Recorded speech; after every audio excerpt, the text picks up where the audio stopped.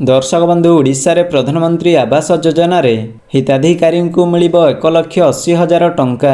तेबे कौन आसी अपडेट टी आज वीडियो रे जणाइबी ता पूर्व वीडियो को शेष पर्यंत देखंतु एवं वीडियो टी गोटे लाइक करी चैनल को सब्सक्राइब कर दियंतु एवं पाखरे थिबा बेल आइकन को दबाई ऑल नोटिफिकेशन उपरे ऑन करी रखंतु जहा द्वारा आपण मो चैनल प्रत्येक लेटेस्ट वीडियो सर्वप्रथम देखि परिबे।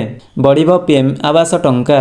पीएम आवास योजना रे हिताधिकारी को मिलुथिबा सहायता राशि रो परिमाण वृद्धि पाइब एने सूचना दैछंती पंचायती राज और ग्राम्य उन्नयन विभाग मंत्री रवि नारायण नायक।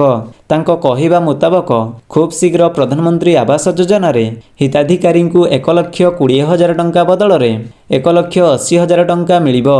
खूब शीघ्र संपूर्ण गाइडलाइन आसीबो। सही परि शौचालय पई पूर्वरु 12,000 टंका दिया जाउथिला, वर्तमान ताकू 20,000 टंका दिया जिबा पई व्यवस्था करा जाइछि। प्रति आवास घर को मॉडल गृह भावे निर्माण कराइबे राज्य सरकार। पानी शौचालय बिजुली सबु आवास को जोगाई दिया जिवो बोली मंत्री कहिसंती।